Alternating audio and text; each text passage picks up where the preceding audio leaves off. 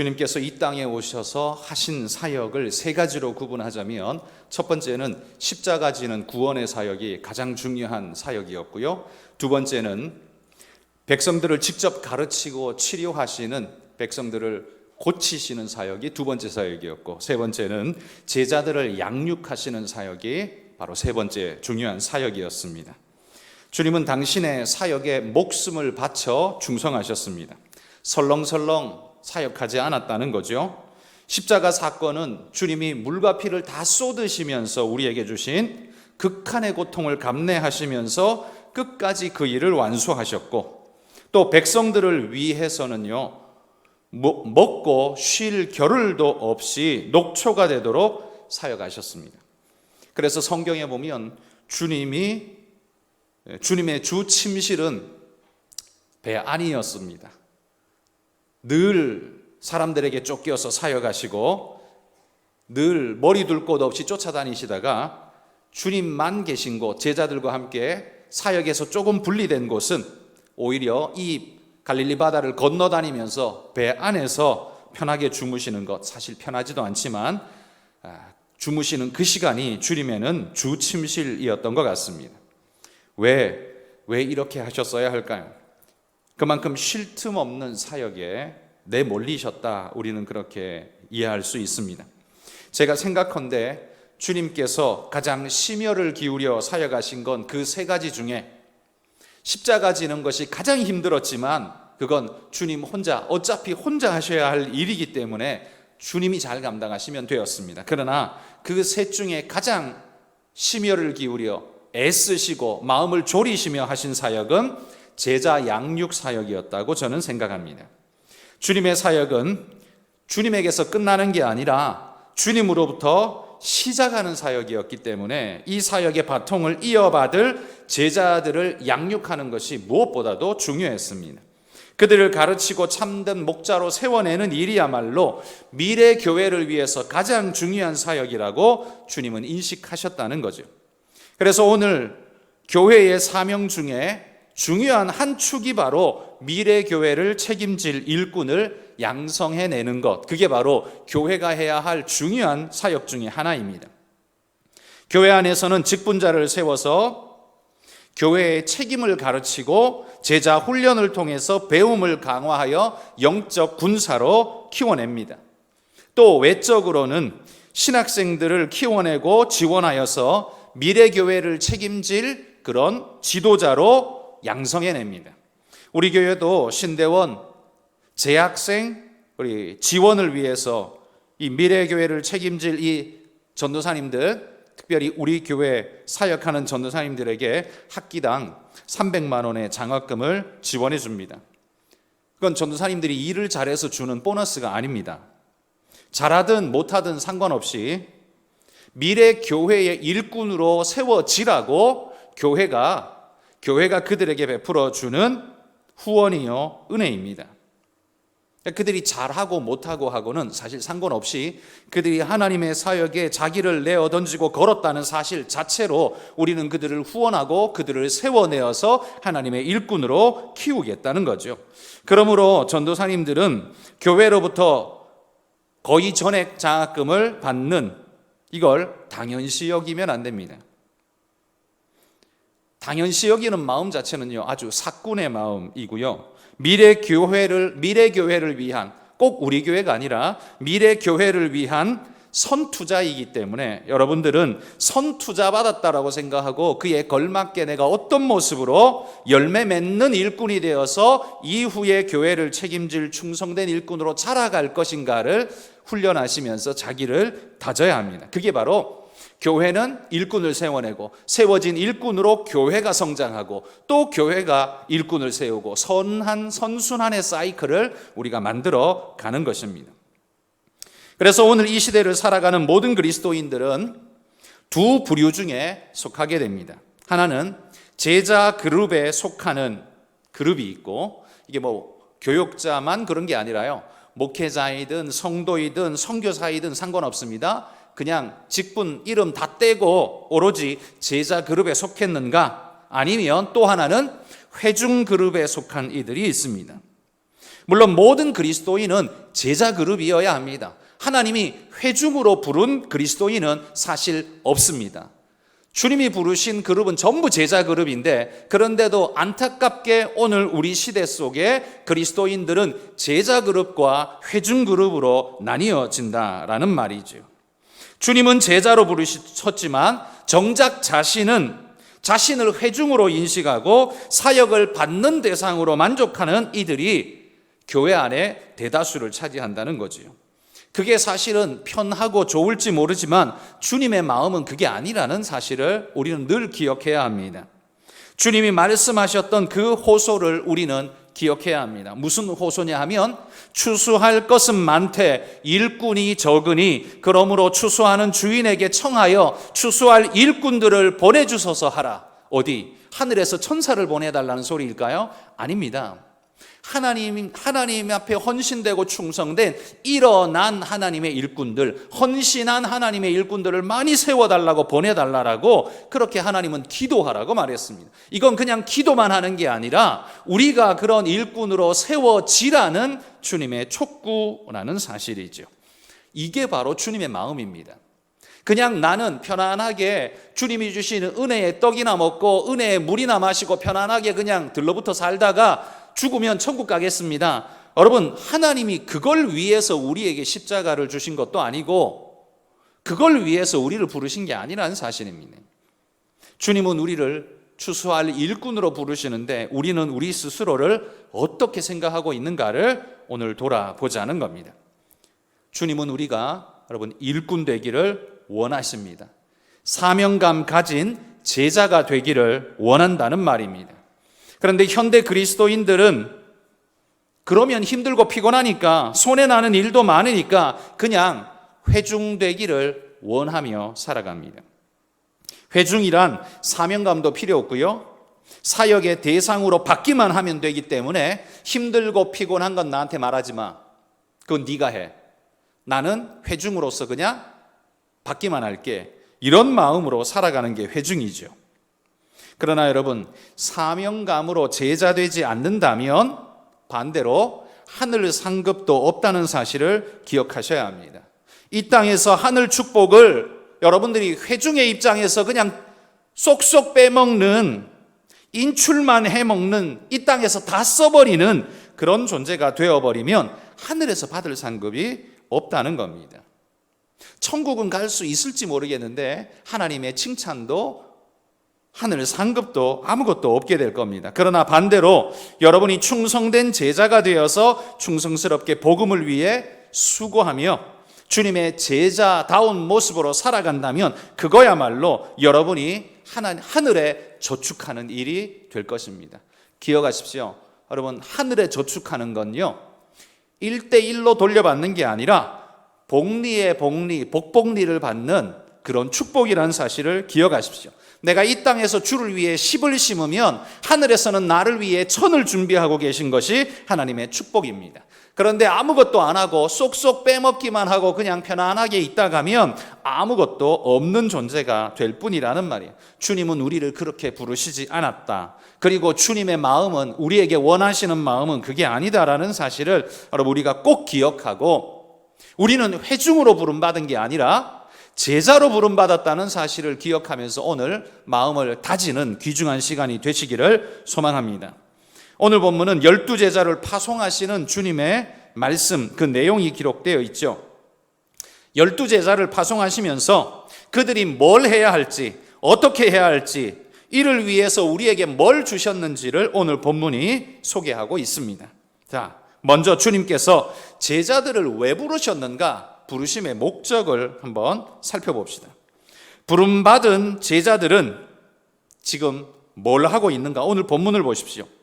주님의 말씀 속에서는 그 힌트가 잘 보이지 않습니다. 8절에서 11절 말씀이 주님이 제자들을 불러놓고 뭔가 명령하시는 말씀인데, 그 속에는 제자의 사명이라는 것이 별로 눈에 띄지가 않습니다. 그러나 그 말씀 뒤에, 그 말씀 듣고 나가서 행하고 있는 제자들의 모습 속에서 주님이 어떤 말씀을 전했는지를 우리가 볼 수 있게 하는 대목이 나옵니다. 12절과 13절에 이 말씀 듣고 나아가서 행한 제자들의 행동을 보십시오.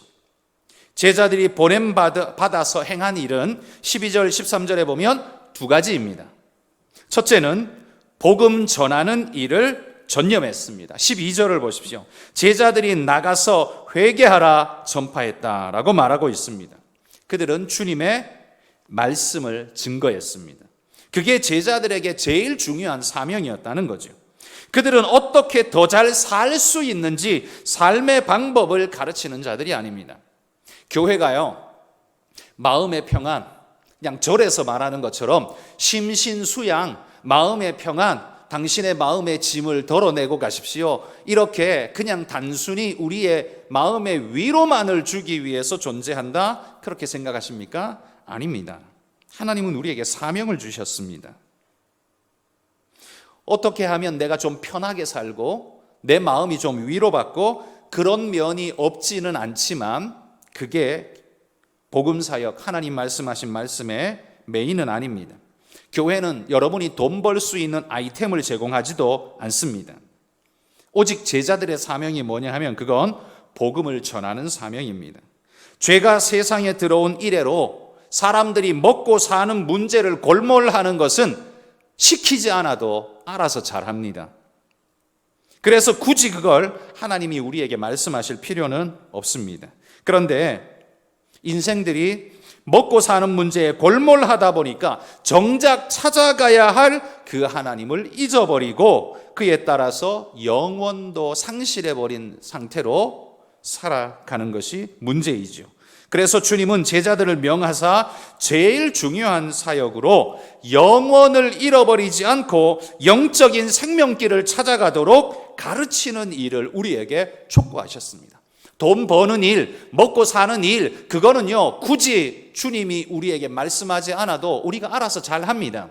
그래서 굳이 말할 필요가 없습니다. 그런데 하나님을 알고 영원을 알고 본질을 알아야 되는 인생이 그거는 까맣게 있고 세상에만 골몰하기 때문에 하나님께서 우리에게 깨우치고 알려줘야 할 중요한 게 뭐냐 하면 하나님이 계시고 영원이 있으며 우리는 그 영원을 어떻게 얻을 수 있는가, 살 수 있는가를 가르쳐주는 일이 무엇보다도 주님에게 중요했던 거죠. 그래서 제자들에게 그 복음을 전하는 일을 우리에게 시키셨다는 겁니다. 그러니까 제자들은 하늘을 전파하고 소망하게 하고 찾아가게 하는 가르침의 사역을 맡기셨다는 거예요. 그래서 우리 삶이 그런 하나님의 진리의 길에서 멀리 벗어났다면 회개하고 돌이켜서 돌아올 것을 촉구하는 메시지를 전하는 메신저로 우리를 부르셨다는 겁니다. 그게 첫 번째 제자의 중요한 사명이라는 거예요. 여러분 주변에 먹고 사는 데만 골몰하면서 진짜 우리의 본질과 영혼을 잃어버린 존재가 있다면 우리는 그들을 격려하고 위로하면서, 이건 꼭 해야겠죠? 격려하고 위로하지만 그러나 네 눈을 들어 하늘을 봐라. 조금만 더 눈을 들어서 지금 네 인생의 내년 10년 후만 보지 말고 영원을 내다봐라. 거기에 너를 위해 준비한 축복이 있다라고 말해주면서 더 미래를 바라보며 준비하며 살아갈 수 있도록 돕는 역할을 여러분이 여러분의 이웃들에게, 친구들에게 전할 수 있는 전도자가 되셔야 한다는 겁니다. 그게 제자의 부름 첫 번째 목적이라는 거예요. 두 번째 목적은 고치는 사역을 하라고 주님께서 우리를 보내셨습니다. 13절에 보면 많은 귀신을 쫓아내며 많은 병자에게 기름을 발라 고치더라, 이렇게 말합니다. 인생을 힘겹게 하는 질병을 고치도록 그렇게 명하면서 권능을 주셨다고 말합니다. 여기 기름을 발라 고치더라 라고 말하는데요, 고대 그 당시의 기름은 치료약으로도 쓰였습니다. 기름 부어서 임명할 때 기름 붓기도 하지만요, 그 당시에 약이 뚜렷하게 없죠. 그래서 상처나고 까지고 힘들고 이런 곳에 기름을 발라서 치료약을 대신하기도 했습니다. 사실 지금으로 따지면 별것도 아닌 건데 그 당시에는 그게 그래도 치료약이라고 인정되었어요. 기름을 발라 고치더라. 주님은 사람들의 영혼만 구원하라고 우리를 보낸 게 아니라 두 번째 중요한 사역, 그들의 육신도 건지고 도우라고 하나님께서 우리에게 명령하고 있다는 사실을 오늘 우리가 주목할 필요가 있습니다. 우리 그리스도인들이, 특별히 복음주의자라고 말하는 그리스도인들의 한 가지 약점이 뭐냐 하면 영적인 것에만 올인하면서 육적인 것을 너무 터부시한다는 게, 그게 우리의 약점이죠. 그러나 주님은 그들의 영혼만 고치고 육신은 썩어 없어질 거 그냥 좀 굶어, 좀 아파도 참어, 주님이 이렇게 말하지 않고요, 오병이어로 먹이시고 그들의 육신을 고치시고 하는 일을 하셨다는 사실을 주목해야 합니다. 그래서 우리 복음주의자들의 약점, 늘 영적인 것, 영혼만 이야기하고 육을 터부시하는 이 잘못된 모습을 우리는 고쳐가야 합니다. 그들의 육신적 아픔도 돌아봐 줘야 하고, 그 근심과 고통에 짓눌려 있는 그 심령도 우리는 위로해 줘야 하고 어루만져 줘야 합니다. 그게 주님이 오늘 제자들을 보내서 하라고 말씀하신 거예요. 그들의 영혼만 구원하기 원했다면 육신의 질병 치료하라고, 기름 발라 고치라고 말씀하지 않았겠지요. 그냥 일찍 죽어, 그럼 천국 가, 혹시라도 이렇게 말하는 게 더 빠르게 천국 가는 길처럼 보이지 않았을까요? 근데 주님 그렇게 하지 않았다는 겁니다. 우리는 이 부분을 주목해야 합니다. 그래서 성도들은, 우리 교회는 그들의 영혼을 위해서도 노력하지만 그들의 육신을 위해서도 위로와 격려를 전하고 기쁨과 감사의 삶을 살 수 있도록 돕는 일을 우리는 해야 합니다. 그러다 보니 교회 안에서 하나님을 찬양하고 하나님을 영광 돌리는 일 외에는 사람한테 칭찬하는 일도 못하게 하고 박수치는 일도 못하게 하고 아무것도 못하게 하는 그런 일은 절대로 좋은 일이 될 수가 없습니다. 물론 예배의 중심은 하나님이지만요, 하나님께 예배할 때 우리가 격려하고 위로하는 일이 거기 포함되면 하나님이 아주 시기하실까요? 아주 짜증내실까요? 야, 주인은 난데 왜 지금 누구 쳐다보는 거야? 주님이 그렇게 말씀하실까요? 하나님이 그렇게 옹졸하실까요? 아닙니다. 부모가 자기 회갑 잔치에 손주가 그 못하는 노래 불렀다고 아들이 그거 보고 박수치면, 야, 내 생일인데 왜 네 아들한테 박수쳐? 짜증낼까요? 아닐 겁니다. 오히려 그걸 기뻐할 겁니다. 그걸 감사할 수 있을 겁니다. 여러분, 그래서 우리는 이런 면도 주목하셔야 합니다. 고치시는 사역을 하라고 우리를 보내셨다는 것. 그래서 우리는 성도들의 마음을 위로하고 그들과 함께 나누고 함께하며 함께 기쁨을 누리는 것, 이걸 죄처럼 생각하시면 절대 안 되고, 이것도 우리가 해야 할 중요한 사역이라는 걸 잊지 마셔야 한다는 거예요. 그래서 역사 속에서 선교에 가장 훌륭하게 사용되고 지금까지도 가장 유리하게 사용되는 은사가 뭐냐 하면 의술입니다. 의술. 이 의술을 가지고, 병 고치는 의술을 가지고 선교지에 나간 사람이 푸대접 받는 일은 거의 별로 없습니다. 다른 거는 푸대접 받는데요, 사람을 고치고 돕는 이 의술을 가지고 나가서 선교하는 사람들은 환대를 받습니다. 왜? 이게 꼭 필요하거든요, 그들에게.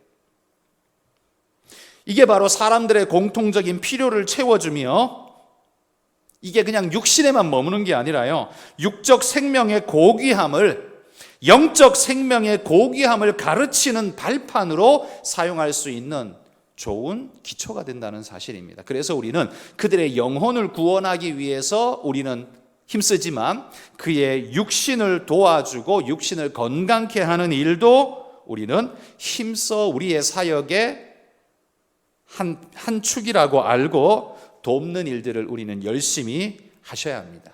자, 오늘 주님이 제자들에게 두 가지를 시켰습니다. 하나는 가르쳐 복음을 전하는 일, 또 하나는 그들을 고치고 위로하고 돌보는 일, 이 두 가지를 제자의 사명으로 주셨다면 오늘 우리 성도들의 사명은 뭐냐? 그 두 가지입니다.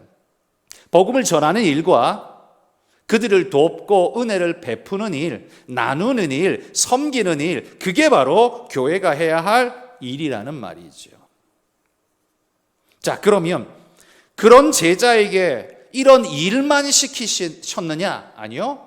권세도 주셨습니다. 그 일을 할 수 있는 권세도 주셨어요. 7절에 보시면 주님은 제자들에게 더러운 귀신을 제어하는 권능을 주셨다 이렇게 말합니다.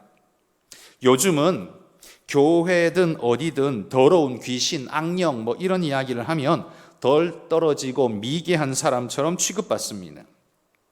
악령이라는 단어는 그냥 영화 속에나 등장해야 적합한 그런 단어처럼 되어 있습니다. 이제는 교회 안에서도 마귀, 귀신 이런 이야기 거의 안 합니다.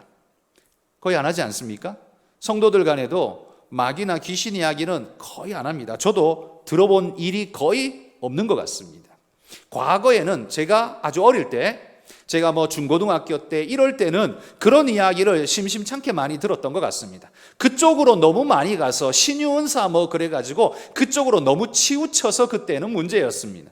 그런데 요즘은 반대죠. 그걸 너무 터부시해서 문제입니다. 마치 사탄이 없는 것처럼, 영적인 악한 영들이 존재하지 않는 것처럼 지금은 오히려 그 너무 반대로 치우쳐서 오히려 문제가 심각합니다.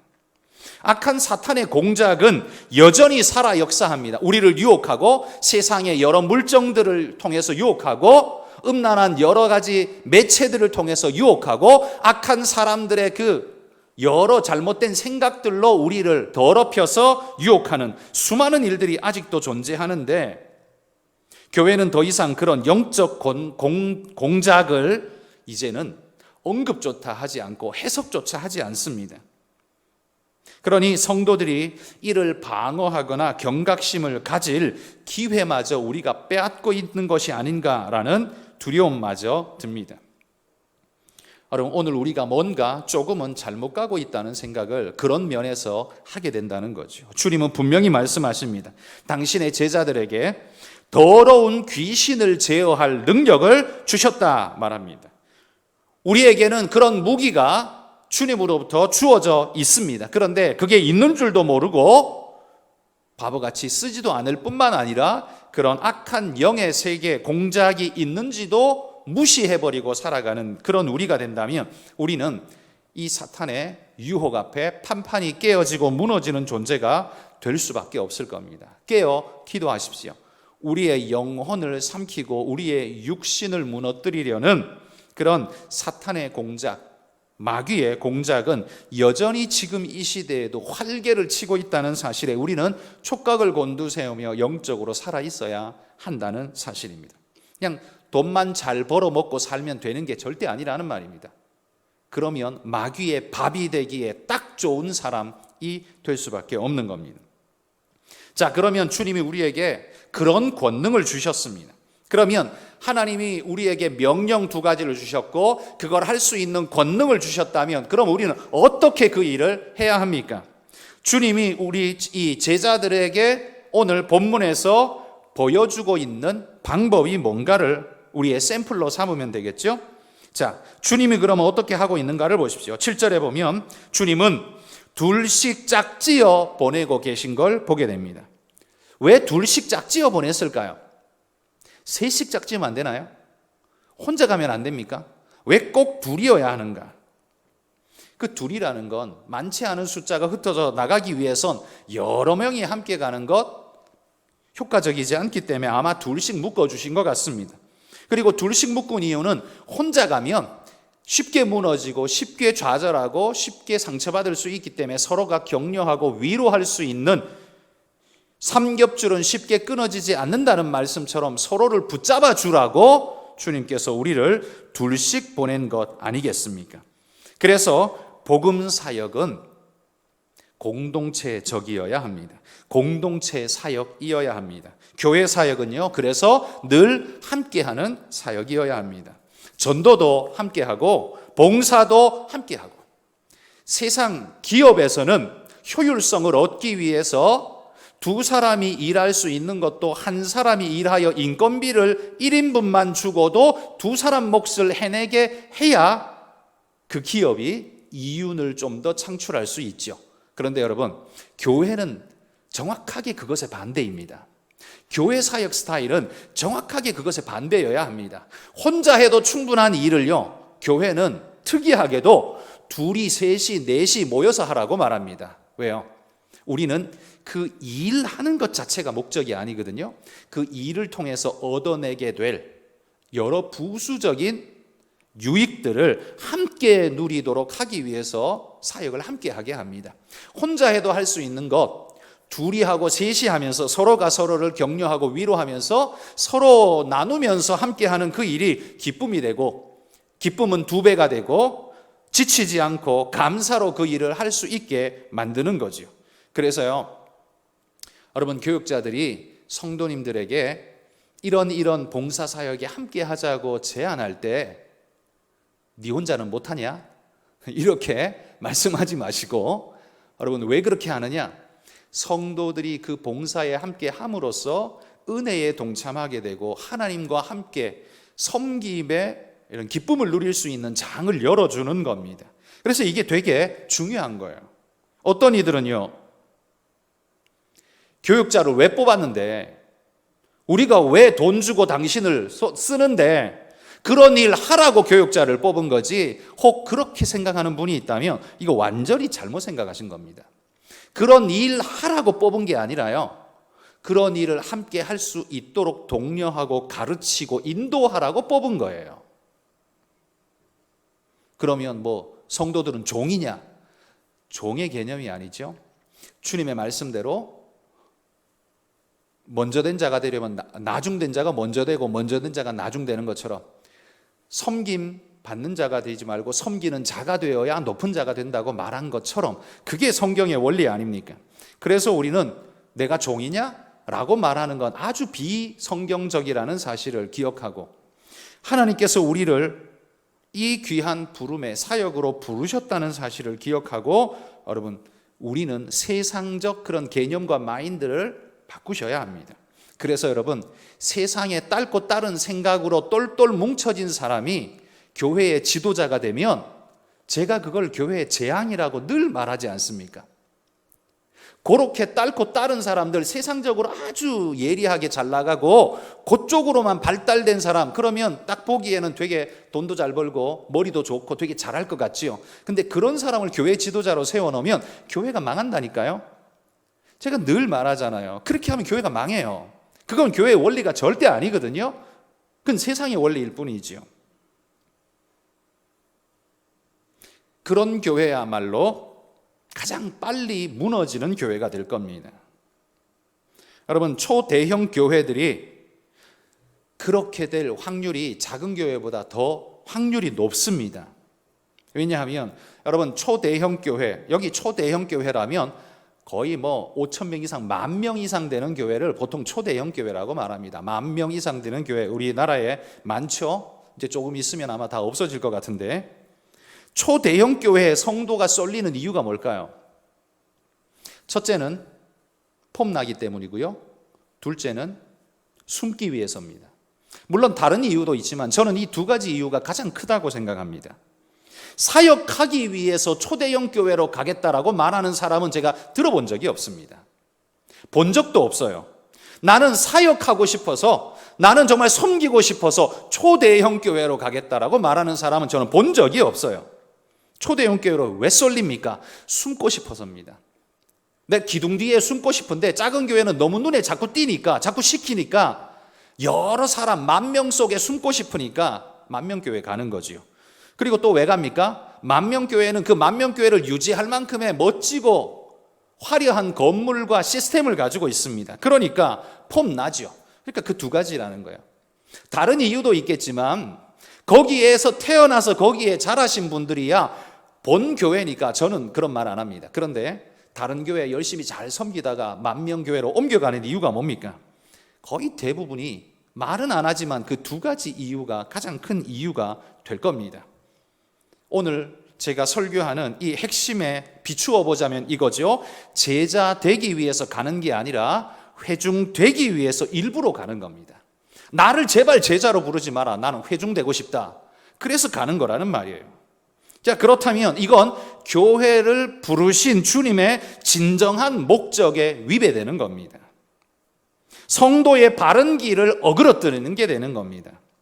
초대형 교회도 성도를 사역으로 이끌고 열심히 정말 진실한 복음의 사역을 하기 위해서 애쓰고 있습니다. 저는 그걸 무시하지 않고요. 저는 그걸 인정합니다. 그런데 그 노력과 수고에도 불구하고 그것보다 훨씬 더 많은 사람들이 그 뒤에 숨어버리기 위해서 거기에 임한다는 건 부인할 수가 없다는 거죠.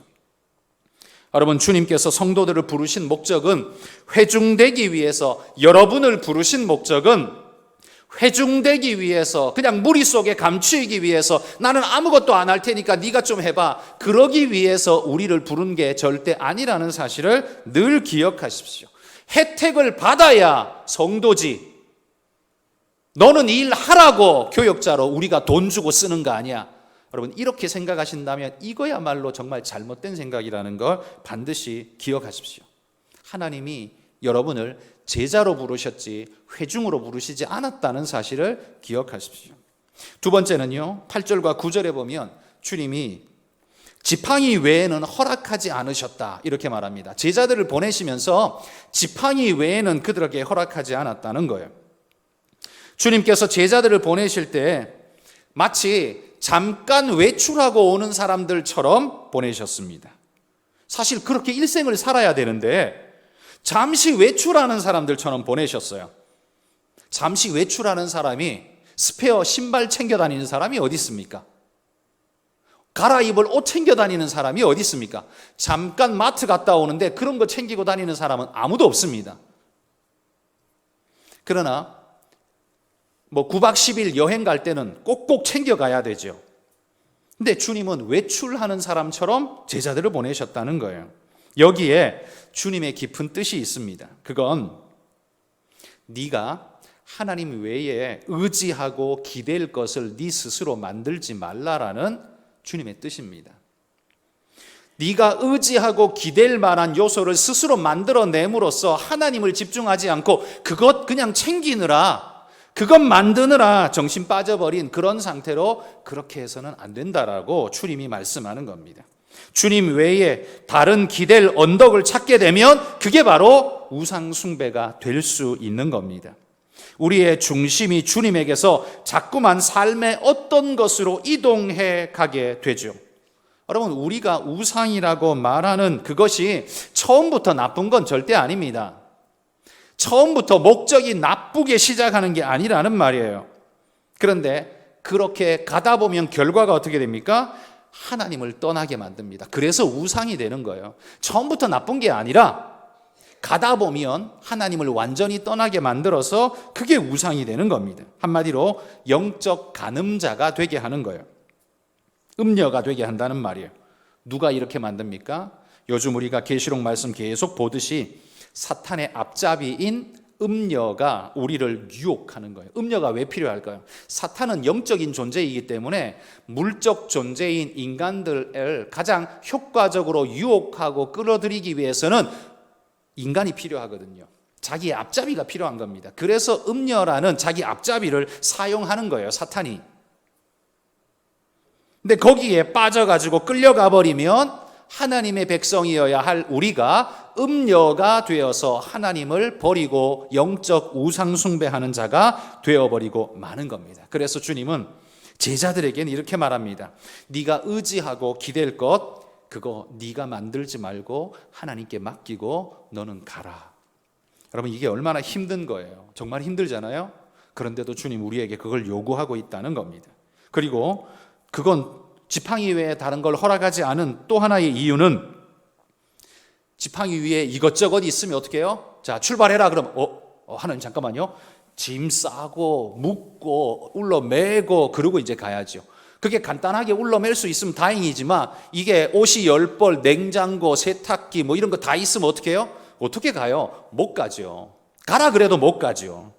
그러니 여러분, 지팡이 외에는 허락하지 않았다는 의미가, 그 의미가 뭐냐 하면 언제든지 가뿐하게 일어나 떠날 수 있도록 너 주변, 너 자신을 비워두라는 말입니다. 하나님 말씀이 주어져도 네 스스로 자기 자신을 위해서 싹 묻어놓은 것 그거 챙기느라 하나님 말씀에 순종하지 못하게 되는 그런 일 버리지 말고 비우라는 겁니다. 그게 전도자의 사명이라고 말하는 거죠. 여러분, 저나 여러분이나 주님의 제자로 부름받은 사람들입니다. 근데 우리는 어찌 보면 쌓아둔 게 너무 많아서 주님이 명령하셔도 하나님 이거 들고 어떻게 가요? 이렇게 말하면서 안 가버린다는 거죠. 내가 이거 다 챙겨야 되는데 어떻게 가요? 딴 사람 시키세요. 이렇게 된다는 거죠. 그게 제자가 아니라는 거예요. 그래서 주님은 지팡이 외에 다른 것 가지지 말고 가라. 그렇게 주님 우리에게 명령한다는 겁니다. 여러분, 우리 자신을 한번 돌아보십시오. 나는 정말 주님의 제자답게 정말 나 자신을 비울 준비가 되어 있는가? 내려놓을 준비가 되어 있는가? 명령하실 때 일어날 준비가 되어 있는가? 주변에 내가 너무 많은 걸 만들어 놓고 쌓아 묻어 놓는 바람에 하나님이 말씀하셔도 거기 파묻혀서 나올 수 없는 존재가 되어 있지는 않은가? 여러분, 그런 것 하나하나 내려놓는, 버리는 그런 훈련을 우리가 할 수 있기를 소망합니다. 또 하나는 10절에 보면요, 누구 집에 들어가든지 거기 유해라 이렇게 말씀합니다. 이 말은요, 그들의 도움을 받으라는 말입니다. 값을 내고 살라라는 말이 아닙니다. 그들의 도움을 받으라는 거예요. 왜요? 왜냐하면 곡식을 또 떠는 소의 입에 망을 씌우지 않는 것이 그게 율법의 법이고 하나님의 법칙입니다.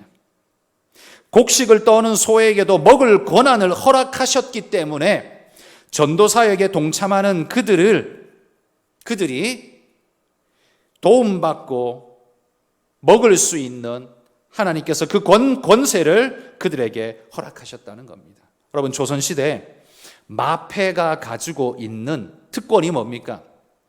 마패, 거기 말이 3마리, 5마리 이렇게 그려져 있잖아요. 그 마패가 가지고 있는 특권이 뭡니까? 역관에서 말을 빌릴 수 있는 특권입니다. 돈 안 줘도 돼요. 마패만 딱 보여주면 이게 나라에서 빌려주라는 허락 문서이기 때문에 그 마패가 그 권한이에요.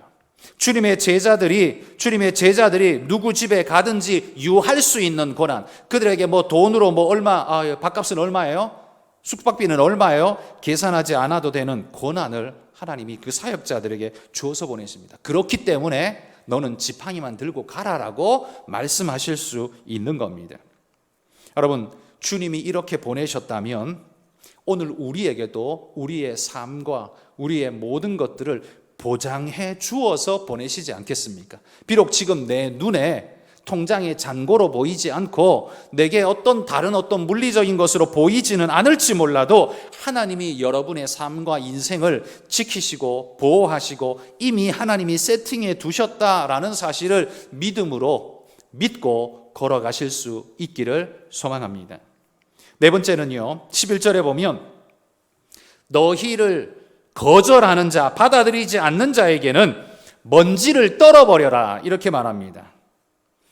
그 집에서요, 왜 나는 권한이 있는데 왜 나한테 밥 안 줘? 왜 나 여기서 쫓아내? 그러면서 싸우지는 마십시오. 여기 싸우라고 말하지 않습니다. 떠나라고 말합니다. 거절하면 그냥 떠나라. 그 대신 뭐예요? 발에 먼지를 떨어버려라. 먼지를 떠는 게 뭡니까? 표식을 남기는 겁니다.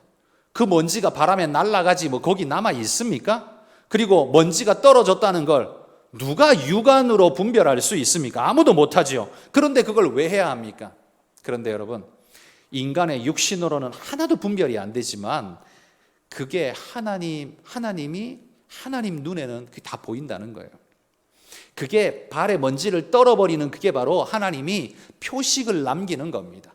표식을 남기는 거예요. 하나님, 얘들이 우리 쫓아냈어요 하고 표식을 남기는 거예요. 그러면 우리 눈에는 안 보이지만 하나님 눈에는 다 보인다는 거예요. 하나님이 갚으신다는 거예요. 그러므로 여러분, 복음 사역을 감당하고 하나님의 일을 감당하는 여러분들은, 우리 전도자들은 교만해도 안 되지만 반대로 굽실거려도 안 됩니다. 굽실거리는 걸 겸손이라고 생각하진 않으시죠? 당당한 것하고 교만한 건 좀 차이가 있죠. 이게 참 비슷하게 가긴 하는데 이게 분명히 차이가 있습니다. 그러나 굽실거리는 것하고 겸손한 것, 이거 분명히 차이가 있습니다. 그러니까 우리는 교만하면 안 되지만 그렇다고 굽실거릴 필요도 없습니다. 왜? 우리는 그냥 발에 먼지를 떨어버리고 가면 돼요. 그래? 그러면 나는 하나님께 맡기고 나는 간다. 발 떨고 가시면 하나님이 알아서 책임지겠다는 겁니다. 여러분, 그 하나님을 믿으신다면 그놈한테 원수 갚겠다고 빠득빠득 계획 세우지 말고 그냥 발 떨고 가세요. 그러면 하나님이 책임지신다는 거예요. 그렇다고 내가 굶어 죽게 되냐? 하나님이 책임지신다고 말해요. 여러분, 그게 하나님이 당신의 일꾼들을 쓰시는 하나님의 능력이라고 말합니다. 이걸 믿으라고 말합니다. 믿어야 주의 일을 하지 않겠습니까? 성도 여러분, 우리는 누구입니까?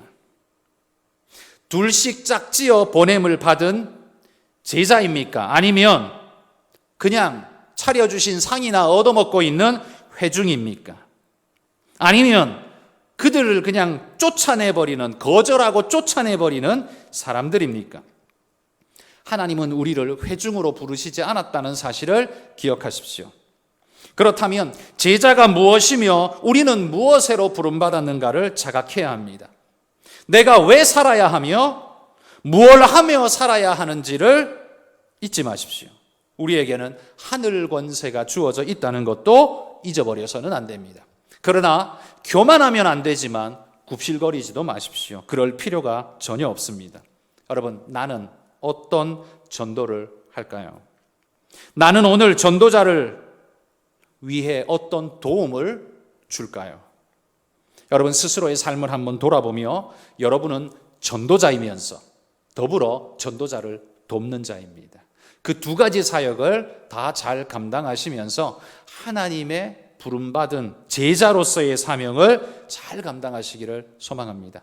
오늘 대한민국의, 세계도 마찬가지지만 지금 대한민국의 거의 대부분의 성도들은 제자 되기를 거부하고 오로지 회중에 만족하고 있습니다. 그렇기 때문에 내일 우리의 교회들은 다 문 닫을 지경입니다. 왜? 제자가 없기 때문입니다. 누구도 희생하지 않고 누구도 손해보려 하지 않고 누구도 애쓰려고 하지 않기 때문에 내일 우리의 교회는 다 문 닫을 겁니다. 그러나 그렇지 않으려면 어떻게 해야 됩니까? 우리 모두가 제자 되어야 합니다. 여러분이 제자 되는 게 바로 교회를 지키는 일이고 주님 오실 때까지 이 복음과 교회를 지켜내는 길이 될 거라는 말입니다. 여러분, 회중되는 건 주님의 기쁨이 아닙니다. 회중되는 건 주님이 바라시는 게 아닙니다. 제자 되는 것이 주님이 기뻐하는 일이라는 사실을 기억하고 주님 앞에 부르신 대로 주님 제자 되어 가겠습니다. 그렇게 결심하는 여러분들이 다 되시기를 주의 이름으로 축복합니다.